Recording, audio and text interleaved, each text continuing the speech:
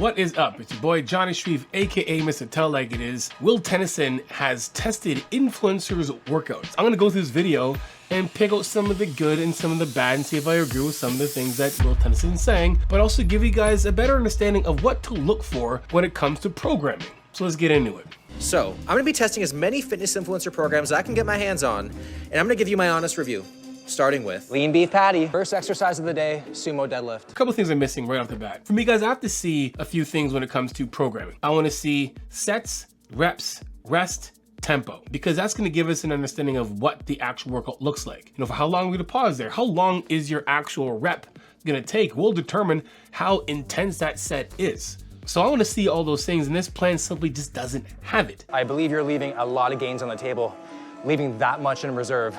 I think you should go at least RPE 9, even failure on the last set if you can. And that's another thing too, when you like gauge things by RPE of 7 or 8. Again, it's rate of perceived exertion. So giving somebody a cap on effort might be very misguided. Starting off your glute day with sumos, I get maybe, you know, putting the hard exercise at the beginning. Are you warmed up? And how many people can actually do sumo deadlifts? And then you have another hip hinging exercise after that. Your lower back's gonna be pretty gassed. And then by the time you get down to hamstring curls, it's probably when you actually get a rest on your lower back. How much are you gonna get out of this workout before your body gets way too tired to really focus on growing or actually doing the exercise? Jesse James West. So I went online and I bought his world's greatest workout program. Like, it would be stupid not to. So I'm gonna pick a workout from week 1, back and biceps workout, because Jesse has a good back and good biceps. That is a lot. That is a lot of stuff that you don't need to do. We have lat pull downs, okay? It's a pull down's a vertical pull. Close grip pull downs, another vertical pull. And then we have one arm cable pull downs, it's another pull down. Then we have the cable dumbbell pullover. So we have like 4 exercises that are doing basically the same thing. Do we need to do that much? Not at all. There's no point of doing easy bar curl,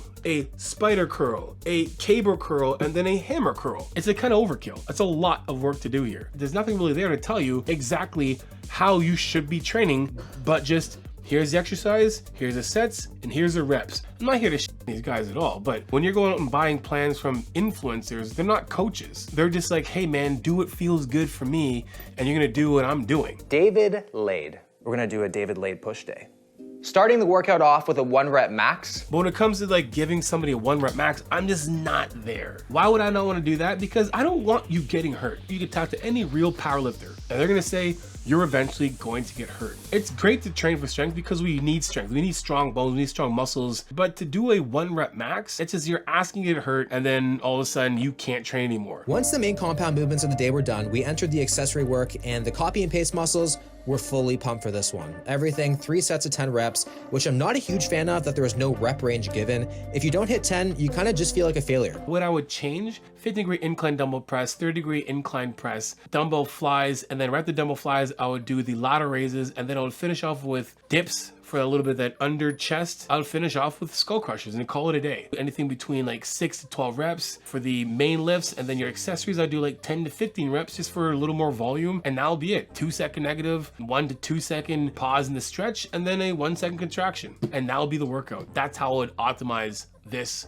workout. Larry Wheels. So I bought his program, and now the website like doesn't exist anymore, which is sketchy, bruh. I'm just gonna like be honest with this, I wouldn't even do anything of Larry Wheels. This is a strong man, power lifter, copying him. Unless you are him, or unless you are, you know, striving to be him, I'm not doing his programming. Like, let's be serious. How many times have you seen his workouts and someone's snapping their chest, snapping their bicep? You see how some of these templates look the exact same. Let's be serious. None of these guys sat there and wrote these plans out. I highly doubt any of them sat down and was like, I'm gonna write out what I do. And I believe they probably put some more stuff in there for sure, but it comes down to it, you're not writing these plans out. Are you kidding me? First exercise is 3 sets of 8 rack pulls. Starting off your workout with like rack pulls, again, this is like train like Larry, but if you're trying to like train your back, rack pulls are not the best workout for your back. The entire routine is put into place to make things harder for you when it doesn't need to. We're gonna do rack pulls, right? Whether you're using straps or not, you're gonna be pretty gassed with your posterior chain plus like your grip.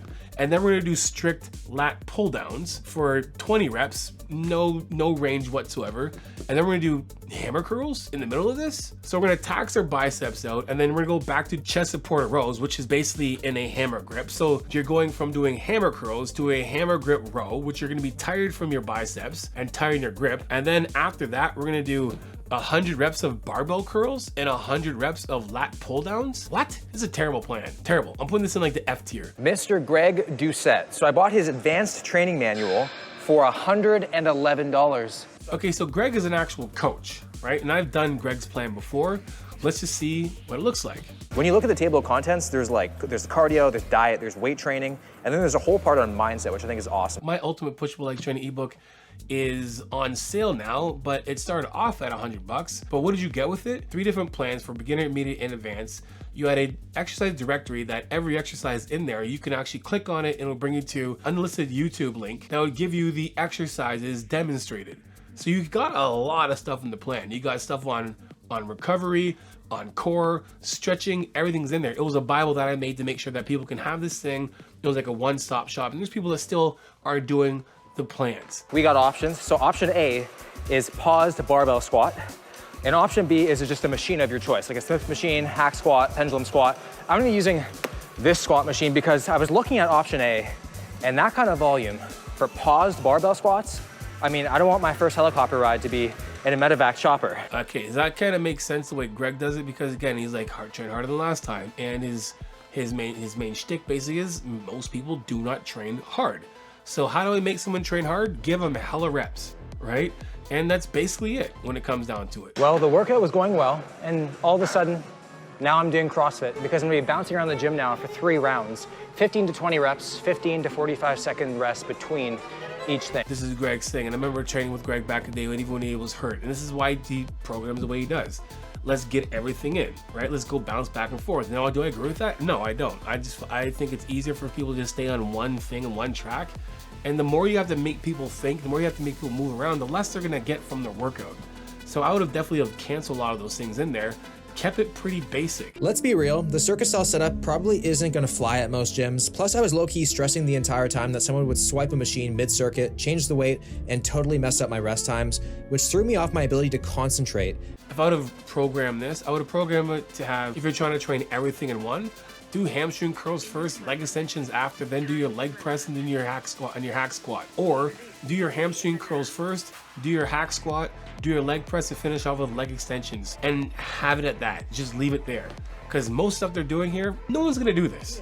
Next up, we got Joe Phaser. In this PDF, there are beginner and intermediate options, so I decided to go with lower body A workout on the intermediate side. Okay, so we have 12 to 15 reps. Then we have barbell squats, leg press, lying hamstring curls, dumbbell Romanian deadlifts, leg extensions again, and then walking lunges and standing calves. Okay, so there's extra volume in there that we don't need. Again, we're missing sets. This one actually has rep ranges, which I like.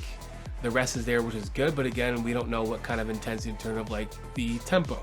So we have 5 glutes and quads exercises and 2 hamstring exercises. That's a lot. If we're trying to do like a 1 lower body day, here's what you do. Start off with doing leg extensions or hamstring curls, right? And then get into your barbell squats, and then your leg press, and then finish it off with walking lunges. And then if you have another later on day that week, then put some of those exercises on that day. You don't have to put everything in one day.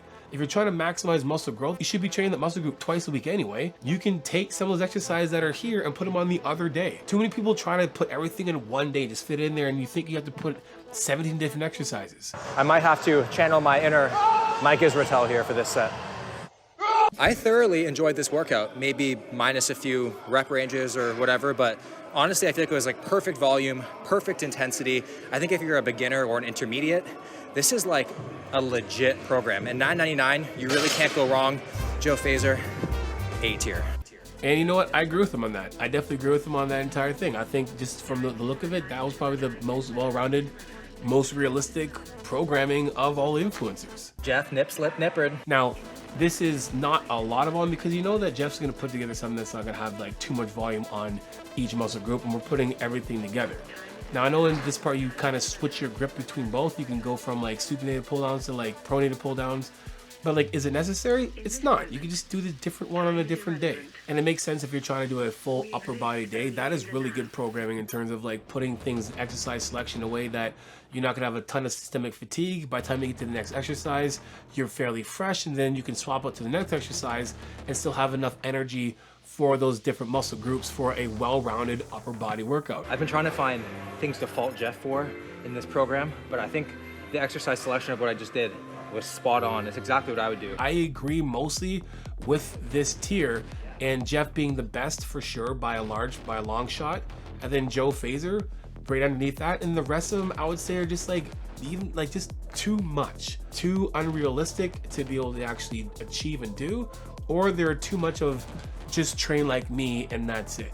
Now again guys, if you're looking for your workout and you want something customized and made by myself, visit johnasheed.com. I'll create your plan exactly for you, customized 100% completely. And if you want coaching, that one-on-one attention to be able to get to your goals as specific as possible, hit the link in the description below, johnasheedfitness.com, fill that application, get on a 15-minute call with me. We'll go over your goals and see what we can achieve together. And guys, until next time, you know how it is. Iron sharpens iron, progressive overload your life. In the meantime, keep dream chasing. Peace.